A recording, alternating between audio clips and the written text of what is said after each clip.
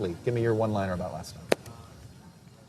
God, last night, I think no Republican who was looking for an alternative to Donald Trump found a candidate last night. Did you think Republicans were tuning into the Democratic debate? Well, they were watching. Yeah, they have to find one because they don't like Trump. But I thought they got Bill Weld. I mean, they might. You're not saying they don't want to pick on the Republican side yet? You're taunting me. Yeah. I think that if you're looking for a middle-of-the-road pitch for the Democrats, you didn't hear it last night.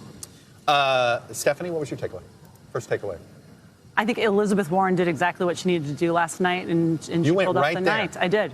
I did. I think she owned the first half of that debate, and she looked like a front runner. I also think what people saw across the board last night, and I felt really good about this, is you saw a Democratic presidential primary where folks are debating ideas, but there's clearly shared values on that stage, and I think that is a really important piece. And so, if anything, we saw some of that last night. I want to play. Which is great. We put together a mash of the Trump bashing because of how little there was of it. Yeah. Let's show it to you, and I'm curious about your guys' reaction for it. Here it is. The biggest threat to the security of the United States is Donald Trump. This president is literally every single day 10 minutes away from going to war, one tweet away from going to war, and I don't think we should conduct foreign policy in our bathrobe at 5 in the morning. Congresswoman Gabbard, no U.S. president has ever been prosecuted for crimes after leaving office. Do you believe that President Trump could or should be the first? I guess there's always a first. Should he be? I don't think anyone's above the law. It was interesting, Chris, that two people didn't get a lot of hits. Trump didn't get a lot of hits. It was almost seemed to be assumed. But neither did Joe Biden. Neither did. I just want to say that I think that Stephanie's dead right. The winner last night was Elizabeth Warren. Yeah. She owned it. She was consistently a populist. Every answer, whatever the question was, she turned it in. We got to bring down the power of all the economic power in this country and break it up for the other people. Right. I thought it was absolutely consistent. But I don't think it's an appeal to moderate Republicans, moderate Democrats, Republicans. I think it was a progressive pitch. And I think that's what mattered last night. But my question about all these places, don't ask people who won the debate. No, I don't. Look at the polls afterwards and see how they've changed. Well, I think you're right, Stephanie. I think she will hold her position or enhance it. Yeah. I think that some of the newbies or people that are less known, I think that Booker will look a little better in the polls. That's my hunch. Yeah. I think he came across well last night, and maybe a couple of the others. Tonight, I just think it's going to be those two guys who will be 80 in their first year or two in the White House, and people in the more appropriate age group who are going against them. It gives Kamala a real opportunity tonight. I was just going to say, this to me, this to me feels like, look, there's no make or break for anybody. That's right. But she's been on this, she's in the top tier. Nobody denies that but it's like, where is her place there? This is an opportunity to say, hey, you know what? I'm a contender. I think that's exactly right. I think that's what you're going to see tonight. Because it's just, first off, the visual is going to be so different. You've got strong women on that stage, strong women on both nights, which is really extraordinary. And she's got a really good case to make. I think she's going to shine tonight. I'm really looking forward to it. And also, on your point, I want to talk about that real briefly, about Trump. Yeah.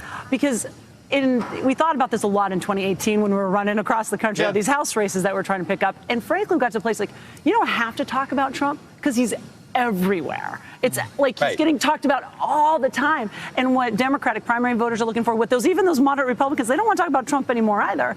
They want to hear solutions and who the other alternatives are. And I think that's what you saw last night, what you're going to see in this primary. I agree about Kamala because I think Kamala has we all know, we meet these people in the green room. We don't know, but the country doesn't know her yet. They don't know the ranges of personality. She can be very tough as a prosecutor, a former DA, an attorney general. Yeah. She's very tough on people like Kavanaugh, very tough. And then when you meet her in the green room, there's another personality too. There's a richness. She's not some automaton politician. I do want to put up it doesn't always come across with these debates. You were talking about polls. I want to look at a single poll. I was into the Google searches because I am curious. That at least tells you. And let me put up the Google search stuff. Cory Booker was one. He was first on that. Tulsi Gabbard. I know some are mocking that because they think it's some sort of bots or something, but I think she had enough moments that is legit. Yeah.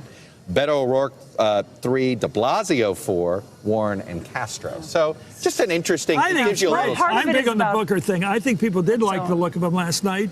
I think that he has always underperformed so far. Everybody, I said this last night. all the top 5 had their weeks, their flavor of the week. Right. I mean, let's face it. Yeah, Beto was on the cover of Vanity Fair. Right? Everybody got mad about that. Then Buttigieg became like everybody's favorite ice cream that week.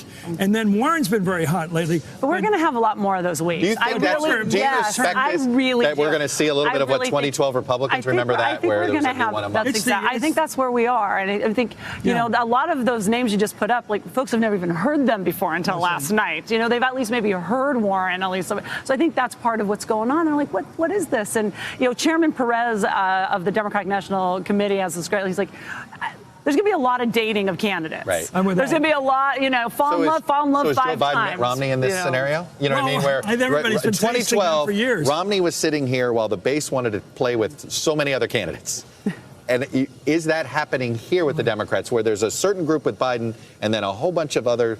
Boy, I'm curious about Warren. I'm curious about Harris. I'm curious about Bernie. Is that what we're seeing? I think it's Baskin-Robbins time. 31 flavors. Oh, there's 25 in this case. And people say, I think I'll try a Buttigieg this week. I tried Beto last week, and I'm kind of tired of Warren. Right. Mayor Pete. Can we focus on Mayor Pete a second?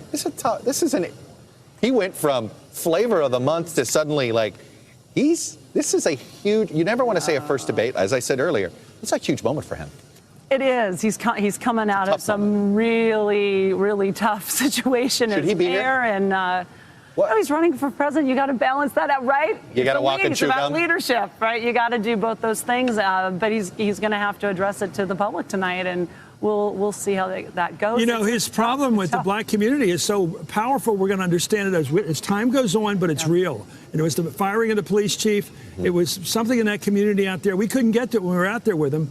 Couldn't figure out what exactly it was, but there's some sort of rejection going on there. We'll see if it's tonight. And as we know, in presidential primaries on the Democratic side, the African American community is key, and that's where I think Senator Warren, Senator Harris, even Klobuchar and Gillibrand, particularly with the work that they're doing with African American women, is really important. Of the non-front runners that we've talked about tonight, who's going to be tonight's Julian Castro? Michael Bennett. You think it's going to be Michael Bennett? Interesting. What make your case? He's Why? very likable. He seems like a thoughtful person. He looks like a guy who's thinking. Interesting. That's very interesting. And I keep thinking someone from the West is going to, I'm a Montanan, and I'm like, someone from the West is going to pop up. It does feel like there needs to be a governor or a Westerner. Someone's going to pop up. I say Senator Gillibrand has not had sort of a moment yet either. And she's very smart, very talented. So we'll see if there's something. What do you make? I mean, has she just been damaged by this donor community issue with Al Franken? Has this really been that tough? You know this donor community well, Stephanie. Has that been the hardest part of this for her, sort of getting off the ground? There's definitely rumbles around that. I think we've all heard that. But we're also 25 people running for president. There's lots of people having problems popping out, and we hardly talked about a governor. This is just tough. It's interesting now. Franken is just starting his podcast now. Right. I don't know if you got the appeals. We're all getting slowly right. He's slowly getting back into public life. He's trying to get back in humbly, which is very important. Yes. With real moral humility is the only way you can do it. Very interesting. Right. Well, there's a lot more to get to, but this was a great way to start. Thank you. Chris, you having fun? I love this midnight stuff. I know you. Chris Matthews after midnight. What else do you want? That's the best thing. I live for it. Thank you. I love it. Stephanie, thank you. Thank you both. Hello, YouTubers. If you're watching this, it means you've checked out our channel, so thank you. Now do me a favor. Subscribe by clicking on that button down there. Click on any of the videos to watch the latest interviews and highlights from MTP Daily and MSNBC. You can get more Meet the Press content every morning in the First Read newsletter. If you're tired of content that you don't know anything about where it came from, you don't have to have that problem with us. NBC News, MSNBC, MTP, and the Meet the Press mindset right here for you on YouTube. Subscribe now.